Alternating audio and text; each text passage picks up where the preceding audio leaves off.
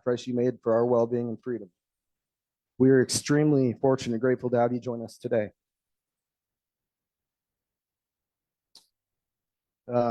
Recently, Robbie and I had breakfast together, and I asked him, what would have happened if we didn't win this war? And he looked at me very straight faced and he replied with, it wasn't an option. Didn't cross my mind. We kicked Germany's butt. The best compliment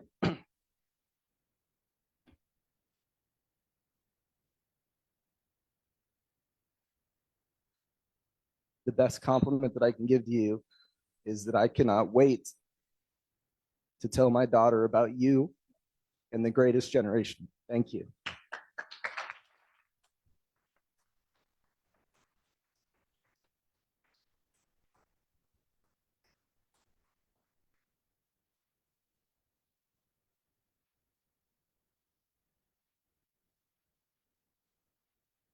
First thing I want to tell you is that thank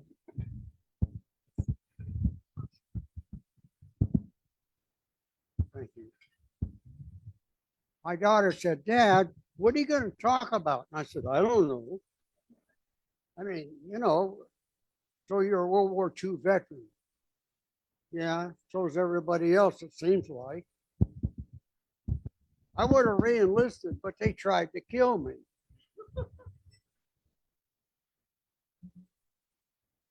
I'm going to talk about a couple of three things that we usually don't run across. One of the things is I was in the get your eyes checked. So I'm sitting there waiting to see the doctor, and I heard a gentleman across the room mention a concentration camp called Dachau.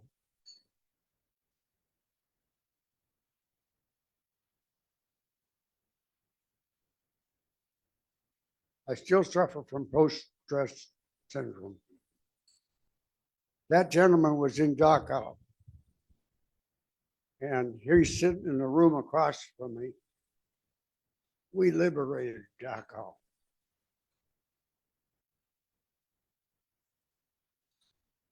There are a number of other things that happened that I'll tell you about that are a little bit more joyous than that.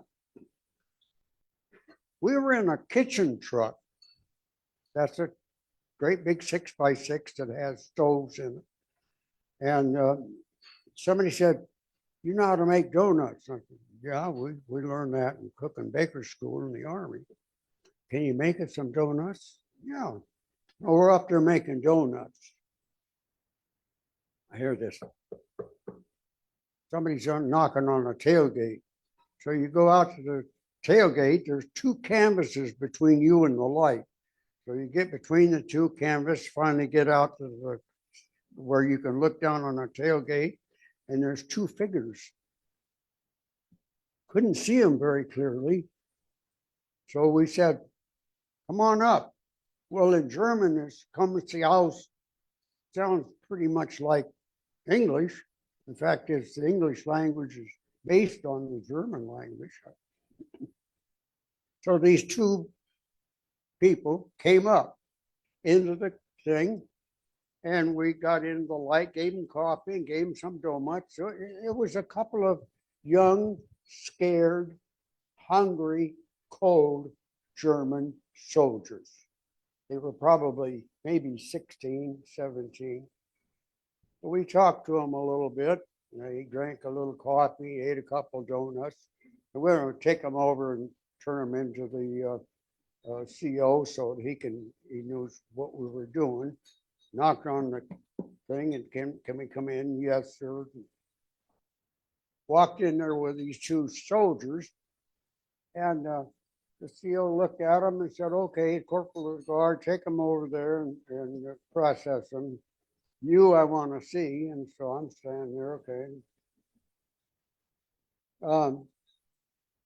Soldier, next time you take a couple of German soldiers prisoner, take away their rifles.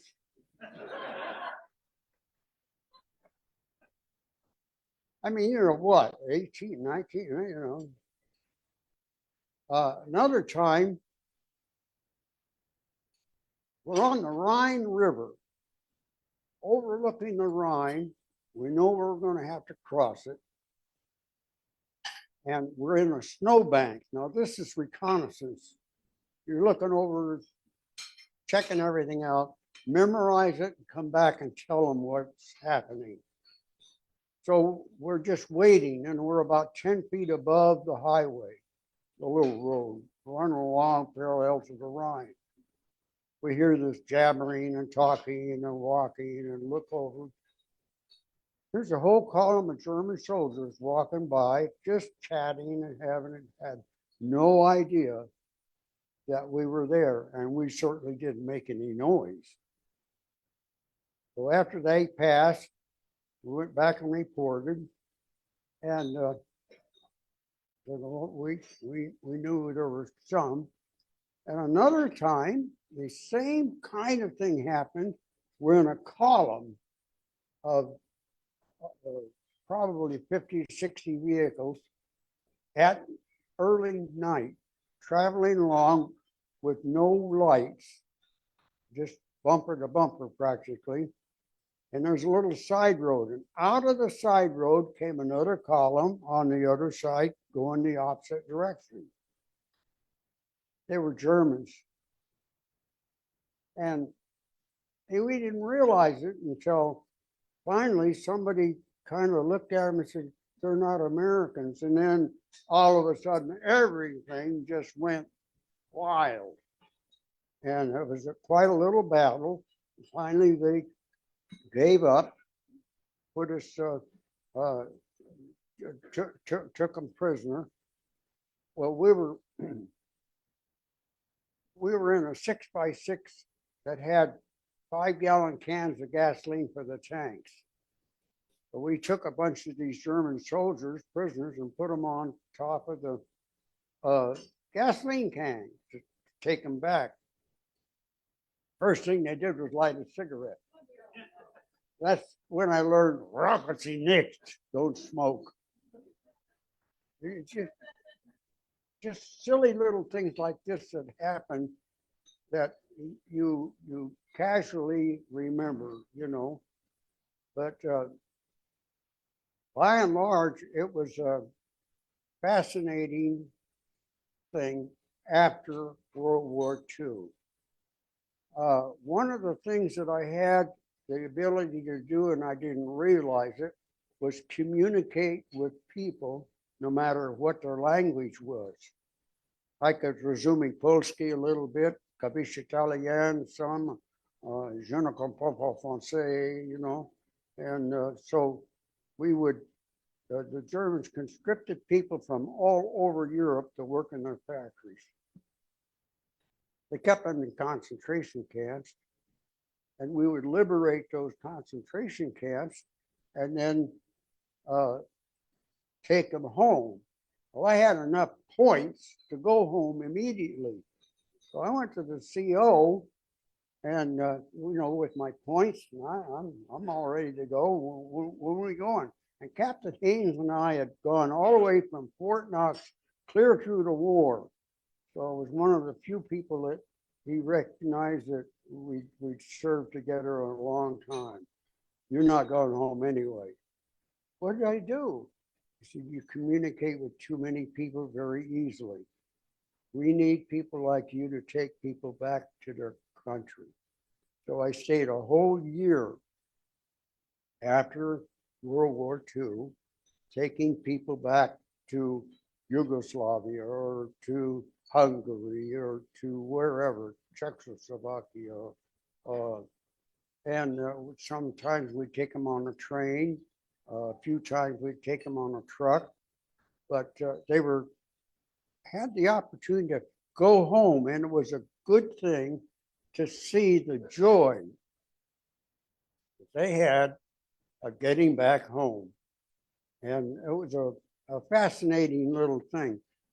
In addition to the fact that it gave me the opportunity to go all over Europe. And I even had the opportunity to go to England to see my great great grandfather's home in King's Lynn, England. The Robinson clan was from that particular area. And they thought that because I was the youngest son and had technically inherited that particular area, that I was there to take over. They're going to have to move. And they looked at me, and I brought them all kinds of food from the commissary. We traded with the Russians, so we had a lot of cash. And that's another story I'll tell you. Anyway, they were astounded at eggs and butter and things like this that they couldn't get, sugar. Where in the world did you get all these foods? Well, we go to the commissary and bought them and brought them to you. It's just sort of customary in America. If you visit somebody, you usually take them some food. And well, you know, there's no way we can possibly take any way of buying this property. I mean, it's impossible for us to. We don't have that kind of money. And I said, well, I'm not here to take it over. I'm here to give it back to you. What do you mean? I said, technically speaking, I inherited. But in order for you to live here, and you were born here, I have to sell it to you. We don't have that kind of money. I sold it to him for £1, $4.38 at that time. And so that's exactly what we did. Sold it to him for £1 and went on our merry way. And then I find out that later that I could have actually taken the thing and lived there. And I thought, well, it's a nice country, but no, I'm from California. You know, the thing is that when you realize where you come from and you get back, you change some. One of the things I'll digress a little bit. When we were on the border of Czechoslovakia in that particular area, we met the Russians. And they had not been paid in 5 years. What do you need money for? You got your food, you got your clothes. You don't need any money, you haven't got any place to spend it anyway. And then all of a sudden the war's over and now they get paid. So they had baggy pants full of cash.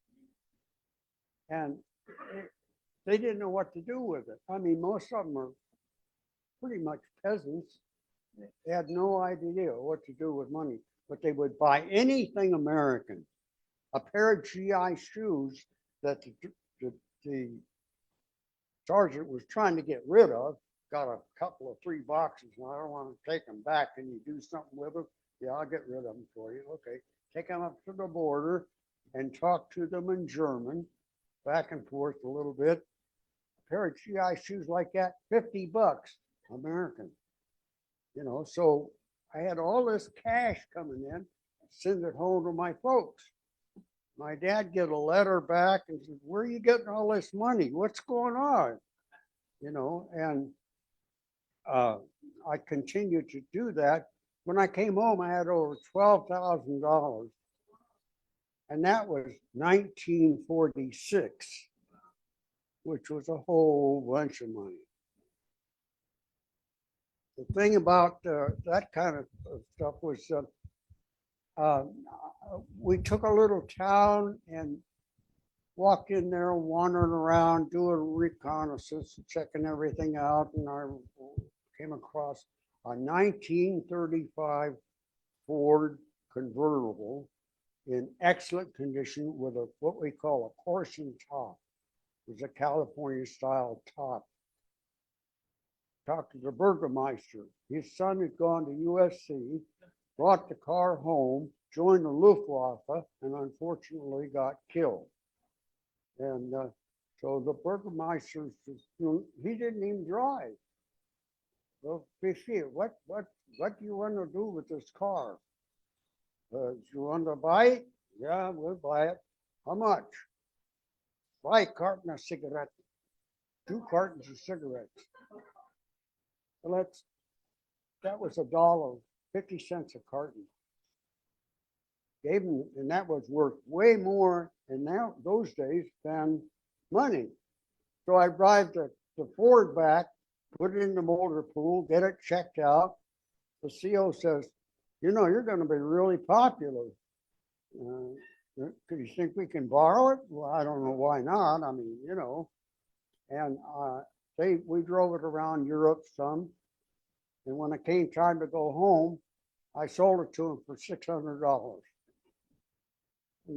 Just, you know, I have pictures of that in my album in the library at home. So it's a lot of little things happen. I got home, my dad said, what are you going to do? And I said, well, you know, when I went into service, I was in the 11th grade. We had moved so much that I was a grade behind in school. So I went back to the 11th grade. And but I didn't know that I'd gotten credit for a lot of schooling in the service. So they called me in and said, you don't need to be here. And I said, well, we're only about 6 months from graduation anyway. So I stayed and graduated with the rest of the class and, you know, went on. But having that kind of money in those particular days was advantageous in a lot of ways. I wanted to buy a vehicle. And my dad said, well, they want money under the table. Just directly after the war was over and they started manufacturing cars again. When they came out, well, I like a Studebaker. So I wanted to buy this little Skyway. Well, it was $300 on the table. I don't like that. I don't do that kind of thing, you know. What do you want for the pickup? $1,249, including a tank of gas. Okay, I'll take it. Well, you have to go home and get your dad. I said, what am I doing? Why? How old are you? I'm 21. My God, you don't look like it. Tell you what you do. Go home and get a check. I said, no, I got money in my pocket. I pulled out $1,500, $100 bill. And the guy started shaking. And I counted out to $1,200. Forget it. Just give me the $1,200. Stuffed out in his pocket. And he said, we'll put a tank of gas in it. You can go home. So I drove the truck home. And my dad said, where did you get? Huh?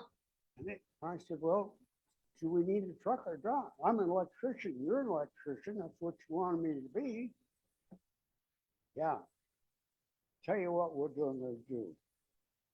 Got a new job in San Marino. That's a suburb of Pasadena, upscale. We're going to go over there and do a little remodel. Okay, we load the truck up and go over there, and sure enough, with plumbers and carpenters and everything, and a nice little, beautiful little house. Lady comes out, and she's looking at it. And I had one of my old Army shirts on with the armored patch on it, the triangular patch. I looked at that, and she said, "You're one of George's boys." And I went, "What?" It was Mrs. Patton.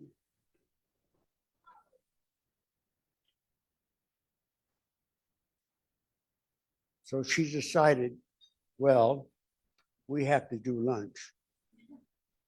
And I'm going, we're a bunch of carpenters and plumbers and electricians. What do you mean do lunch? That's all right. Don't bring your lunch. We'll serve your lunch.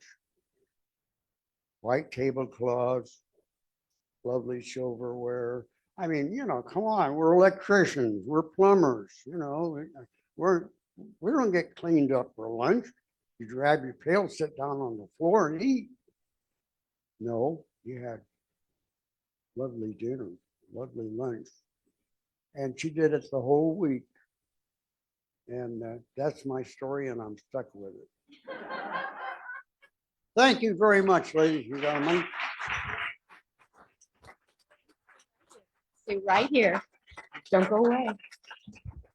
Now it's an opportunity for questions and answers.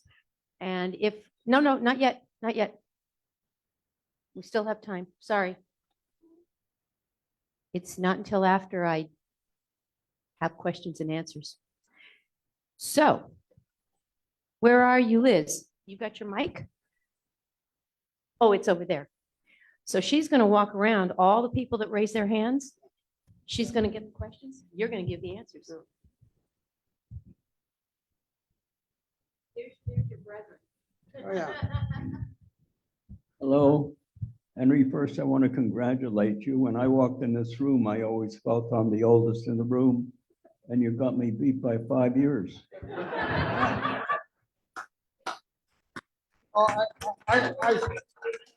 Thank you. You're a Golden Knight fan. Of course, we all are. You know, I didn't know the Golden Knights was a hockey club. I thought it was the honeymoon suite at the Bellagio.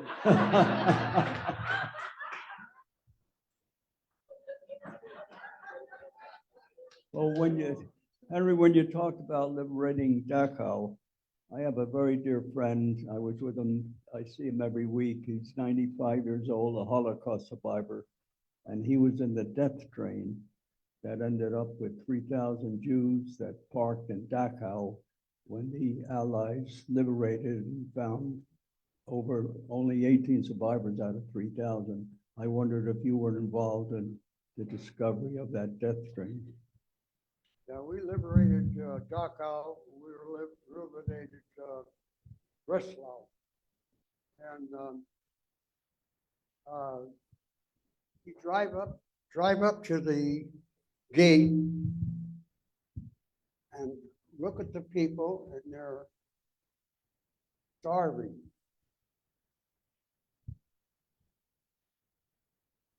Takes a second. Anyway, don't feed them. Do not feed them.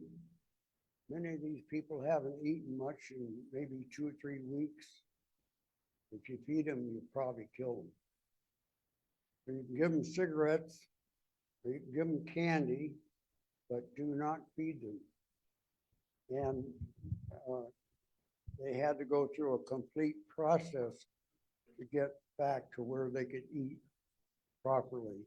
You know, concentration camps were just unbelievable. You couldn't remember, you know, anything as bad as that. And that, unfortunately, kind of memory stays with you forever. You know, are there any more questions? Hello, sir. My name is Sean Sennett. I just wanted to say thank you very much as a son of a Vietnam era veteran. I just want to thank you for your service and just say God bless you. Thank you. Thank you very much. Yes, sir.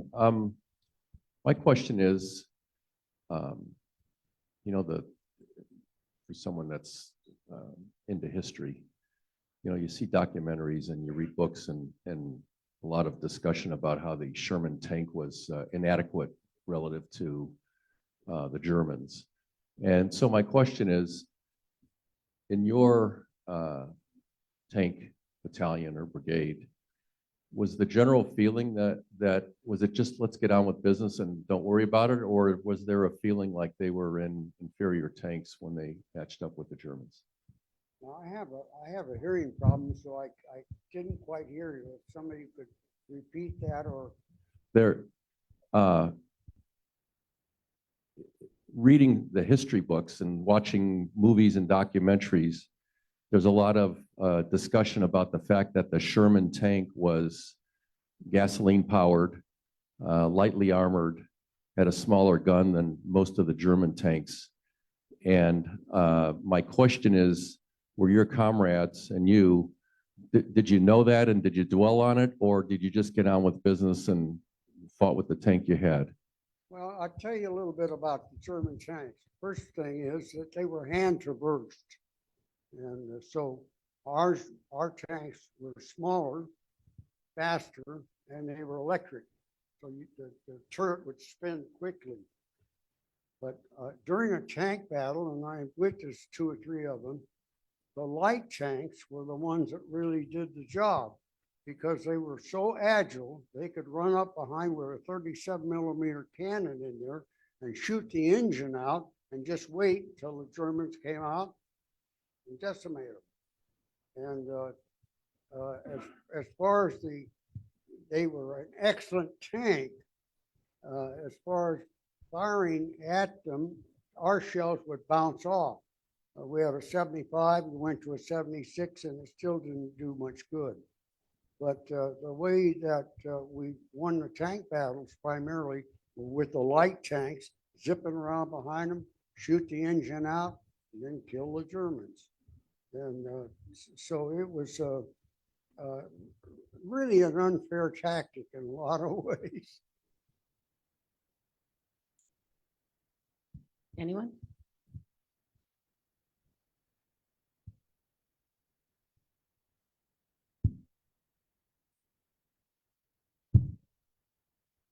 So I went into Poland and I visited Auschwitz. Yeah. And how far away is Dachau and those concentration camps from Auschwitz? Did you have a chance to go by Auschwitz or no? It was probably across the country about maybe somewhere in the neighborhood of 50 or 70 miles away.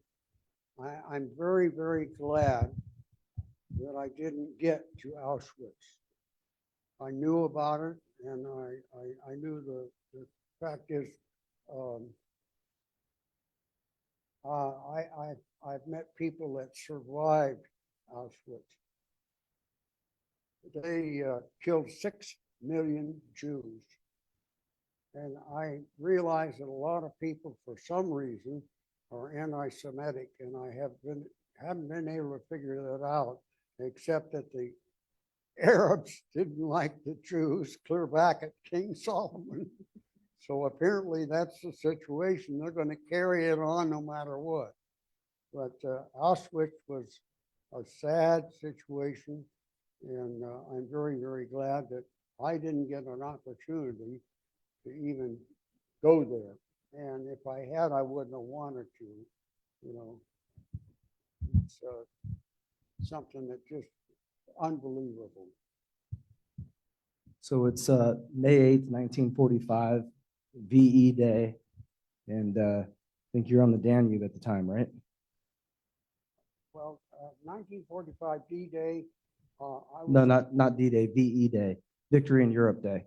So when you guys knew that you won, the Germans surrendered, and you're going home, and your fellow soldiers are going home, what's going through your mind? I was on the Rhine River. I was on the Rhine River, and with the 11th Armored Division, and they came by and said, the war's over.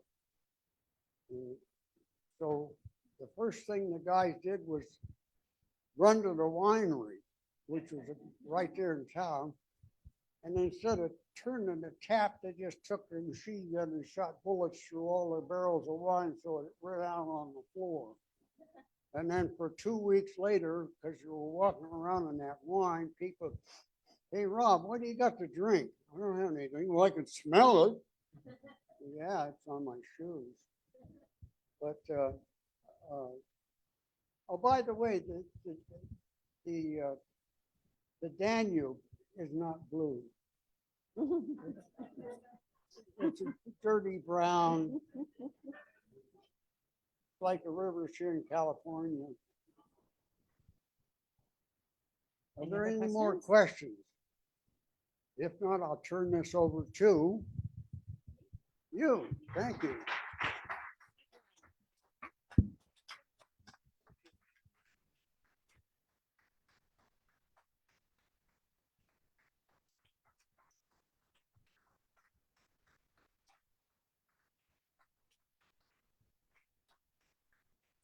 Stay right here. You stay right here. I got something to say. Oh, really? Yeah, I got something to say. If I hadn't said enough already. All right. On behalf of the club, we would love to thank you for taking the time to be here, to share those stories, and to give us a lot of wonderful memories from your memories. So we would like to present to you our legacy book. You don't have to read that. That's my script. All right. So it's my book that we're giving you. It's the Wow. Rotary Club of Las Vegas 100 years. So we're 100 years old. Thank you. So you get that plus a commemorative coin. And on top of that, we have a Salute to Service Award in Well, which a thank you. donation is being made in your name to the USO Family Support Services. Thank you. So on behalf of the Rotary Club, we say thank you. And your grandson has something special for you too. Thank you. Just a little quilt I had made for Robbie that's patriotic, so I hope it keeps you warm. And we're older than you are technically, so you got a couple of years to catch up. Thank you, Robbie.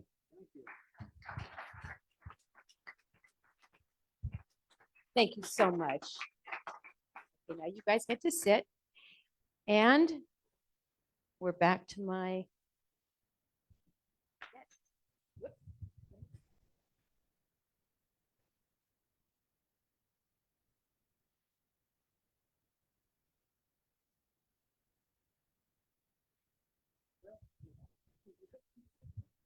Please remain standing while the color guard retrieves the colors.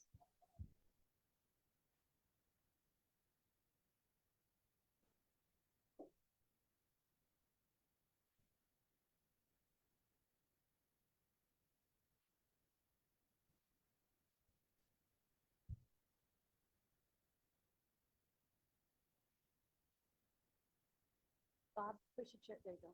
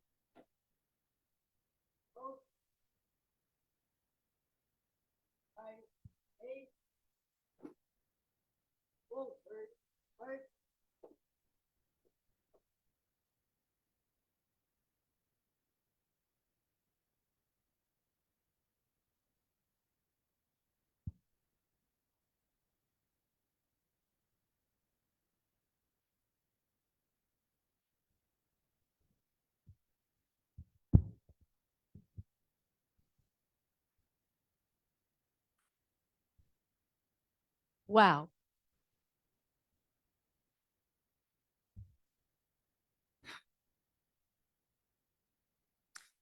In keeping with the theme of RI President Gordon McAnally, to create hope in the world, and as American anthropologist Margaret Mead said, never doubt that a small group of thoughtful, committed citizens can change the world.